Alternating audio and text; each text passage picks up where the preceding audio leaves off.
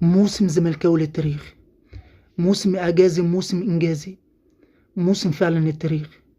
كل المؤشرات من أول الموسم وهي بتقول إن الزمالك مش هيعمل حاجة، لكن كان لجماهير الزمالك ولاعبيه رأي آخر، وعلى رأسهم عبد الله السعيد. كان مصدق وحالم، وتحس إن البطولة دي الأعظم والأرقم لتاريخه. كنت بشوف شاب عشريني وليس أربعيني بيقاتل من أجل تاريخه، لإضافة بطولة إلى تاريخه.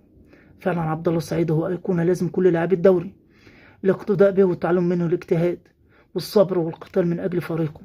أي نعم، ممكن تخسر بطولة، لكن ممكن ترجع أقوى.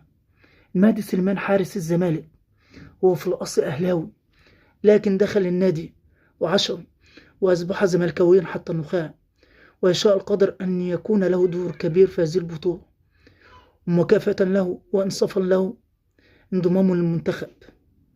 بزيرة كان له دور كبير وإصراره بعض الأحيان باللعب رغم الإصابة. بزيرة أفضل لاعب في الدوري المصري بلا منازع.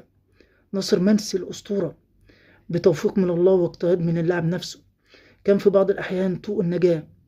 حسام عبد المجيد عمل بطولة رائعة رغم بعض الأخطاء في بعض الأحيان.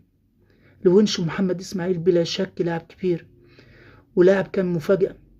وبعض اللاعبين الشباب محمد إبراهيم ومحمد السيد والسيد أسامة. بلا شك لازم الاعتماد على بعض اللاعبين الشباب لتغذية الفريق الأول. وعدي الدباخ الهداف وصائد القراءات والهداف الأول للزمالك كان صفقة مميزة، وننتظر منها الكثير والكثير، ويجب البناء عليهم جميعا.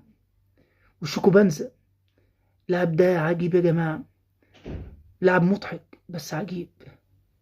وكان الجمهور هو الحامي الأول والأمل في فريقه والقادر على كسر كل الحواجز.